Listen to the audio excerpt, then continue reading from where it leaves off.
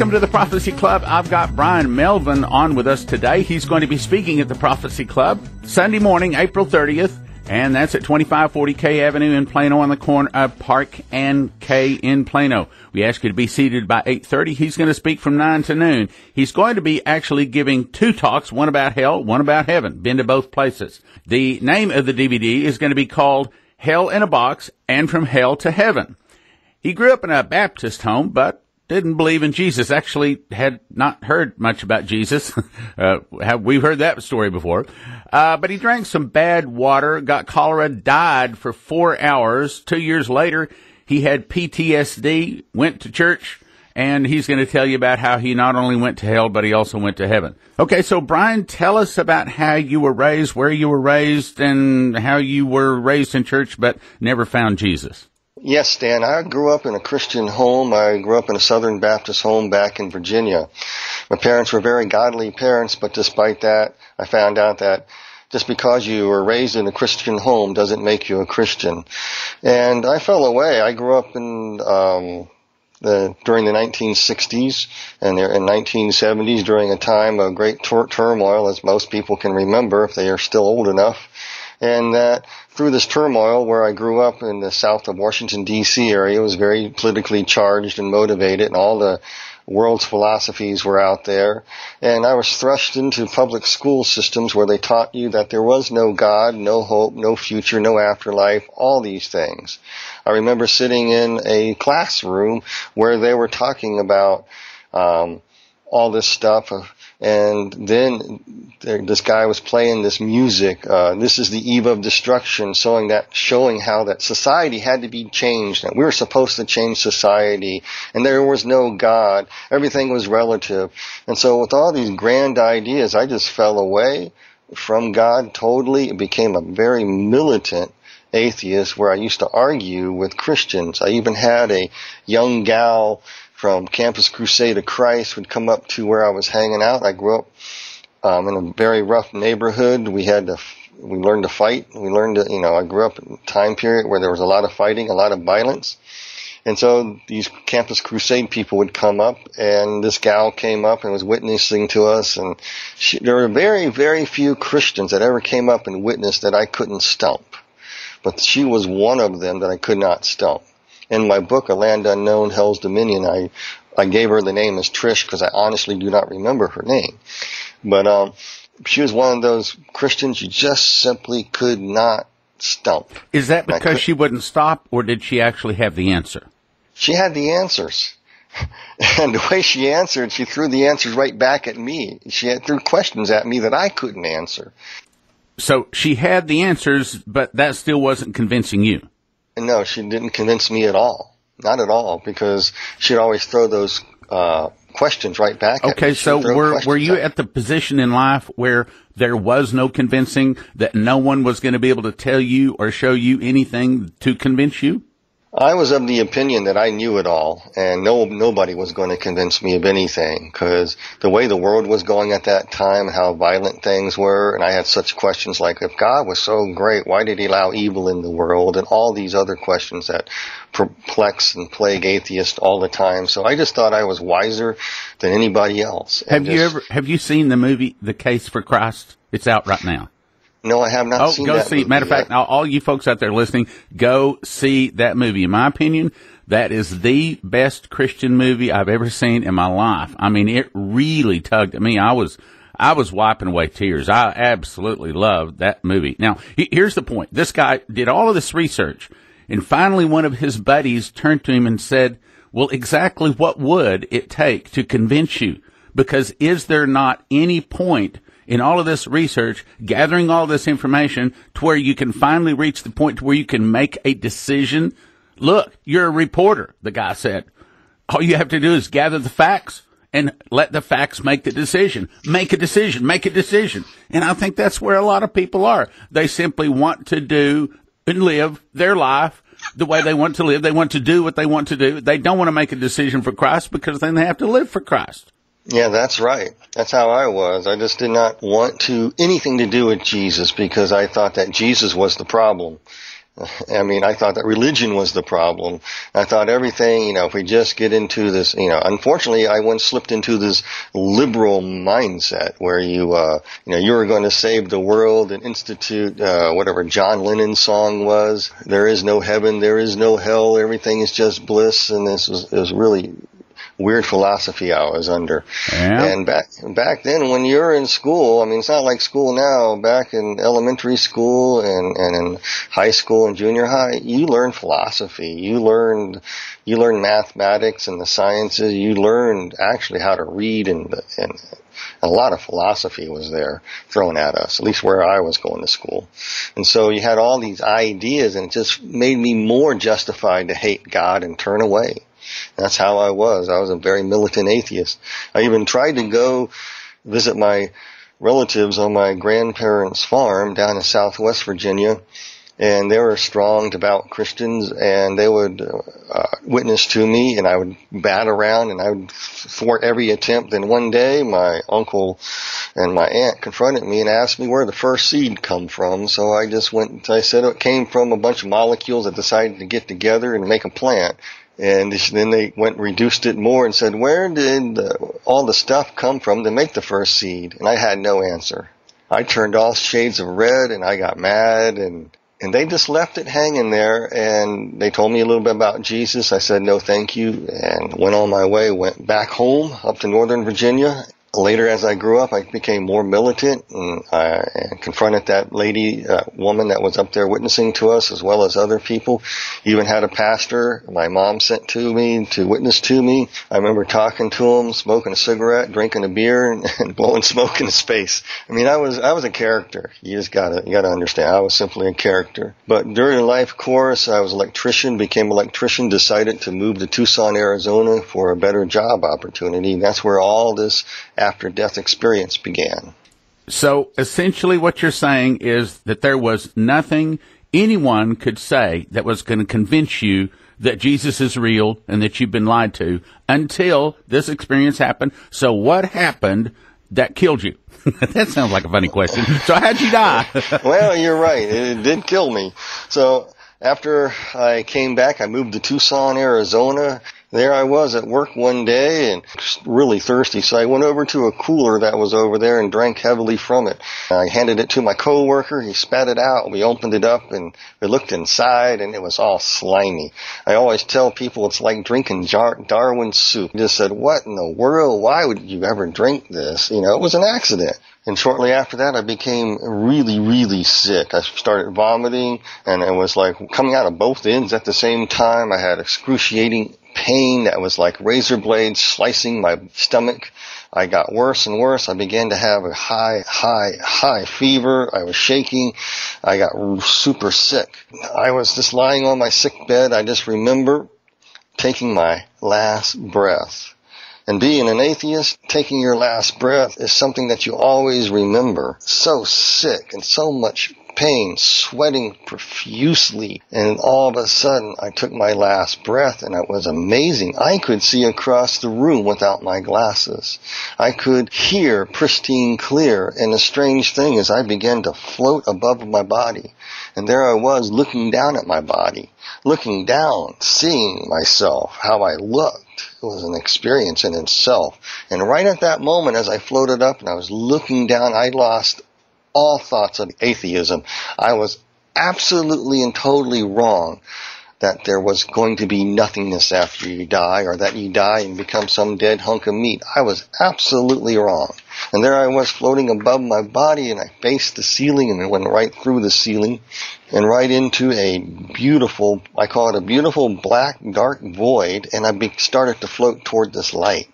At first I just simply did not comprehend what was going on, because I felt great. It was wonderful to float in this void where you felt no pain, and there's no sweating, no vomiting, no throwing up, nothing. It was wonderful. I felt great peace. I felt great love, and I felt these things coming at me. And I also heard someone speaking in a still, quiet voice into my soul coming from the light.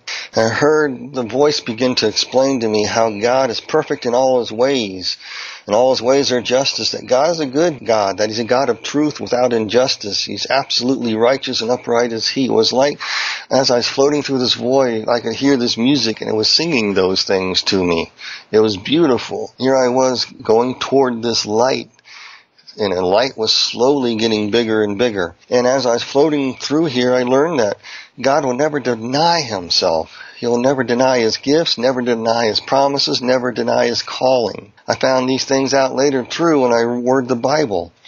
I discovered what it means that God is a God of the living and not the God of the dead. I learned really quick floating through this void that God gave us all a gift of life. He's not going to take it away. He designed us as eternal beings. He placed eternity in our hearts. And that God will never deny anything that he gives. I was drawing closer and closer to the light with his music is hitting me, feeling this great love and joy and peace. And I drawing closer and closer to the light. And it became really into my mind that God could zap everybody into oblivion. But he will not, because this would cause him to go against who he is, a life-giving God. He gave a gift of life to us and angels, and he will not deny that gift of life because he gave us a gift of eternity in our hearts. I discovered all these things as I was floating through the void. It was like it was explaining why evil exists. It was explaining that how the devil simply took advantage and abuse God's character traits to get what he wants. And that's something God will not do. And I was floating through this void, learning through these things like that. There I was floating, and I was feeling this great peace and love, getting all this information downloaded. But I was totally oblivious, missing something, that I was headed toward a reckoning. If I would have returned right then and there, I would be sharing a different story with you all, and I'd probably be on all the popular talk shows talking about everybody should go to the light because it's such great peace and love. But I was allowed to continue on. As I neared the light, I saw a great rock suspended in space. Oh, okay, let me ask you a question. Was the light Jesus? We'll be right back after this message. The next speaker at the Prophecy Club is Brian Melvin. He was an atheist that drank contaminated water and died. He tells what it's like to die and stand before judgment, then be sent to hell with demons tormenting him. Worse than your worst nightmare. First talk is Hell in a Box. Topics: reliving my evil past, what it was like to die, first tricked inside a cell, tour of the pit, woman arriving in a cell, sex offenders in hell, rescue by Jesus. Then he was taken to heaven. Next talk is From Hell to Heaven. Topics: life after hell, the PSTD of hell, translated to heaven, match it with the Bible, Jesus the Son of Man, land of liquid love, field of reunion and reconciliation, know everything in heaven, the grand estates, the river of life, glowing for 3 days upon his return. That's Brian Melvin, Sunday morning, April 30th, at the Prophecy Club, 2540 K Avenue in Plano. Be seated at 8:30, speaking from 9 to noon. No charge. The DVD Hell in a Box and Hell to Heaven, gift of $30. His book, A Land Unknown, Hell's Dominion, gift of $20. Get both of them at prophecyclub.com for a gift of $45. Or call 785-266-1112, the Brian Melvin gift offer. DVD 30, book 20, both gift of $45, Prophecy Club, or 785-266-1112, Brian Melvin gift offer. And now, back to the program. As I neared the light, I saw a great rock suspended in space. Oh, okay, let me ask you a question. Was the light Jesus? Yes, the light was Jesus. Okay, so at this point, it looks like everything is going wonderful. Hey, you're an atheist. You didn't live for Jesus. You die. You're heading to the light, which you believe is Jesus. You think everything is great, but something went wrong. Yes, that's right, Stan. There sat upon that rock, this like on a judgment seat, and there was the Lord, and he wore a robe. Okay, you're saying like your seat. In other words, you were seated on a rock before the great white throne. Am I Oh, no, understanding that I right? was floating toward the rock. I could see Jesus sitting on this great seat Okay. on this rock. And he had a robe on, he had a hood covering his face. And all this beautiful light was coming from him. Was he like a giant figure, or was he like a giant figure, or was he our size? He was our size. Okay, go ahead. And so there I was floating toward him, and there I got real close to the rock, and I kept feeling the sensation of love and firmness and fairness and deep hurt. And I landed right before the Lord, and he stood up, and I fell flat. And someone picked me up who was like they had their hand with human crazy glue or something and stuck and put me up. I tell you the truth, I did not want to stand before the Lord because I didn't deserve to. That's enough. Okay, so somehow this whole thing you didn't believe, now you are there. There I am. That's right. I was there. And then I realized a reckoning had come, revealing who I was compared to him. I felt how great his love was, and I felt that these things were revealed to me, that in this great love and compassion, he gave me great parents, a great family. He began to show me things in my life, how I avoided serious accidents that I just passed off as a fluke. Like, for example, when I was driving down the road drunk with a whole bunch of teenagers in my car, I went over this road called Gallows Road over a hill, and I went airborne. And I was heading toward about a 300-year-old oak tree. And somehow the car literally moved, and I landed in the road and bounced on the road and made it to the bottom of the hill safely, and everybody was slapping me on the back and saying, "You're such a wonderful driver." But if they only know how scared I was. I went back and saw the skid marks, and there was absolutely no way, the way the road slightly turned, that I could have avoided missing that tree. And the Lord showed me he had the car moved. He spared my life. There's a lot of times when the Lord spares our life and we don't pay attention. That's what was happening. The Lord was showing me how I never paid attention to how good he was, how much he cared, and how often he tried to save me, how many times he tried to get my attention by witnessing to me, by sending his messengers to me, for example. I mean, like that Youth for Christ lady, right? Yep, just like her. And I ignored his grace. I ignored every one of his overtures. Now, he showed you many incidents, right? All the incidents in my life were being played back to me. Wow. And then it was like he was showing me that he causes the rain to fall on the just and unjust. And he's always reaching out for people to try to draw them back, to be reconciled back to him. And then the reckoning hit me, because this is what I try to tell people about this judgment. This judgment was a judgment of love. The reason why I felt great love and peace was revealing my true nature, how I abused his great love shown me in this mortal life, how I abused my good parents, my nice family, how I abused and took advantage of life itself, how I abused everything for my own gain at other people's expenses. I pushed away hope. I abused every act of grace and kindness. I ended up scheming and I plotted how to get away with avoiding any consequences as an atheist.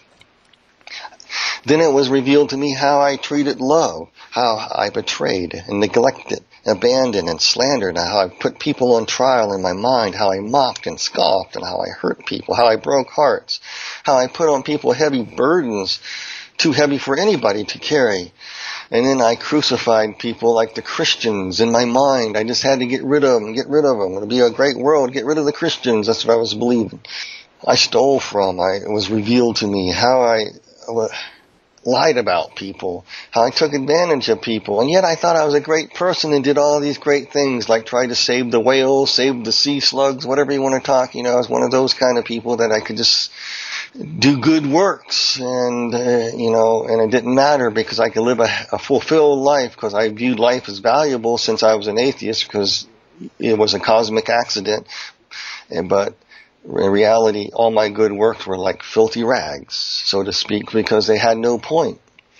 And here I was learning that my good works and all my things that I was doing, I really wasn't a good person, because I betrayed people.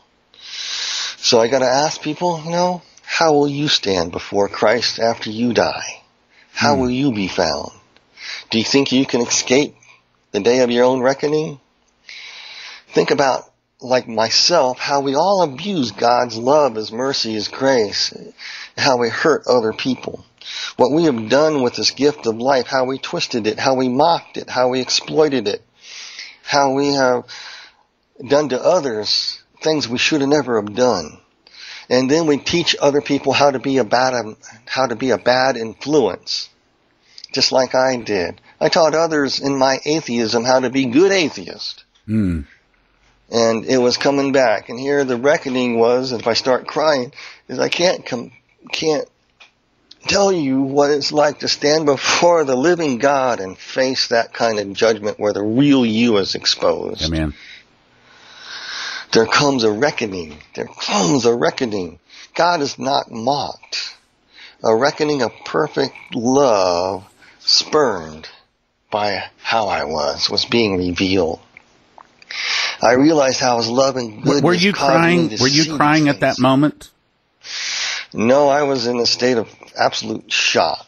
I was, in my book I write, I was flummoxed. I had no words to say. I couldn't go up to the Lord and say, Lord, the reason why I had a bad life was because I was born under a bad sign. It hit me on my head. And that's why I act so there crazy. Was no talking your way out of this. Yeah, there's no way of talking myself out of this. There's no excuses. It was totally being uncovered. Love was totally uncovering me, showing me how I would take advantage of God's own goodness and His own loving character continually if I was allowed into what was behind Him, heaven. I was not permitted to enter into heaven. And I found out right quick that I was sealed. When you die, you are sealed in your state that you die in. And there I was standing before the Lord, and it was made clear to me that God repays people for what they have done, bringing upon them what their conduct deserves. So the whole time, God was trying to get your attention, trying to show you He loved you, trying to get you to receive Jesus. That's correct. It was being revealed to me standing before the Lord that He was showing me how I denied Him all the time. All is reaching out to me, trying to save my life, just trying to get my attention. And what I did with life was terrible. All His gifts that He gave me, His gift of life, how I hurt my girlfriends, robbed their hearts and stomped on them and used them, how I stole money out of my parents' wallet, for example. I just kept seeing that I was not a very, very good person. I kept seeing that here I was, this big bad atheist standing before the Lord who I denied, seeing how I kept pushing people around, how I lived with bikers and I did drugs and alcohol, how I just mocked life, how I destroyed my own life. It was like I was in this mode of self-destruction, like many folks find themselves and don't even understand why. There I was, just standing before the Lord, having this revealed to me. All of a sudden, the Lord began to show me other things, how people were praying for me all throughout my life, how my parents prayed for me, how my aunts were praying for me, how that Christian girl prayed for me, how that pastor I blew smoke in his face prayed for me, and they didn't hold anything against me. Was all revealed, and it cut my heart to see how I poked my finger in God's eye, by how I treated other people. I had no excuse, and nobody has an idea what it's like to stand before the living God and be judged, having the real you exposed, and you have no excuse. And while I was standing there, the Lord spoke to me, and He was saying, returning is an option yet to be decided, but I'm going to grant you to see a land unknown that's best forgotten, but not to remain unseen. And when you arrive in this place, say my name and my title. This is not for your glory, Brian, but mine. I gotta collect myself for a second.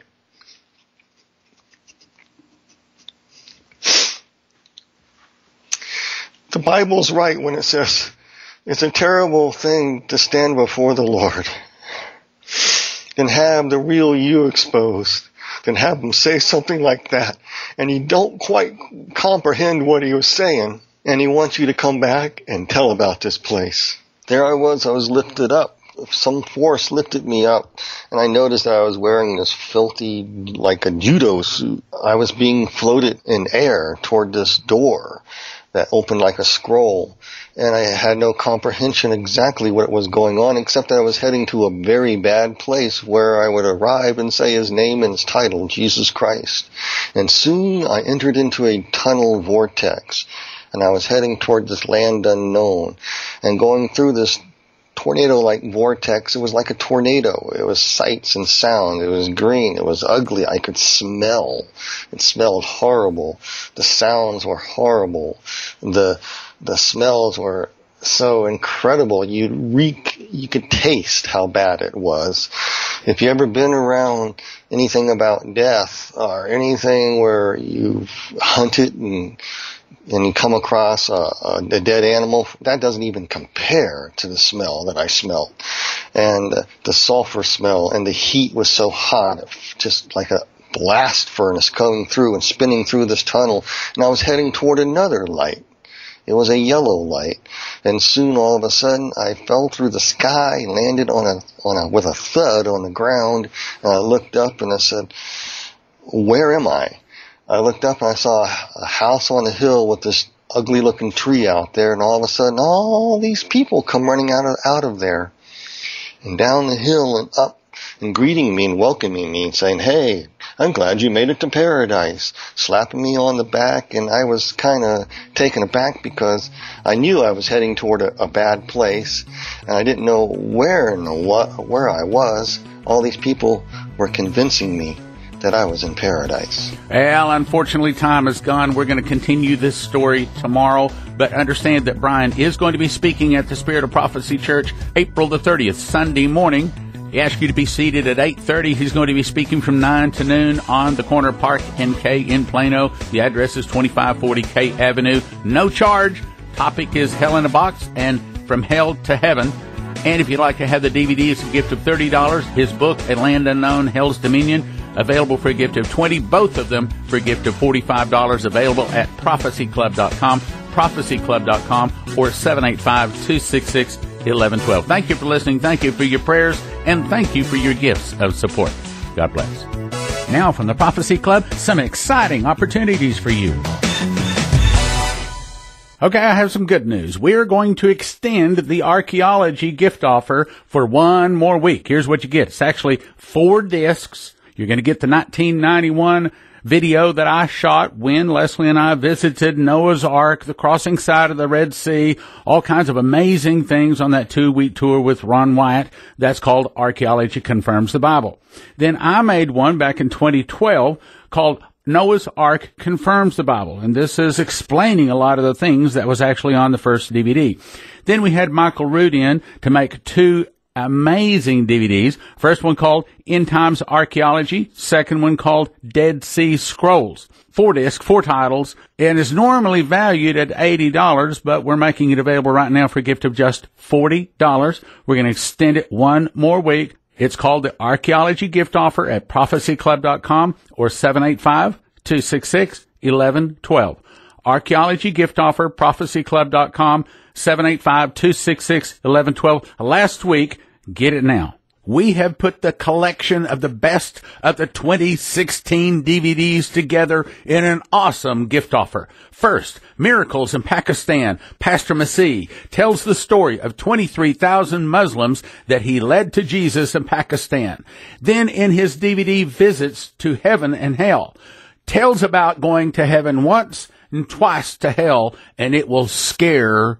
And then the third one is The Babylonians Are Coming, his 9 dreams that God gave him about judgment on America. Then Bree Keaton talks about explosive prayer strategies, emergency prayers that work. Finally includes Lindsey Williams' new DVD, Trump Speaks to the Elite, and how Trump changed things and the new plans of the elite. 5 DVDs valued at $168, all available now for a gift of just $75. Helps us stay on radio, okay? That's valued at $168, all for a gift of just $75. prophecyclub.com, 785-266-1112. prophecyclub.com or 785-266-1112. The best of 2016. Order now.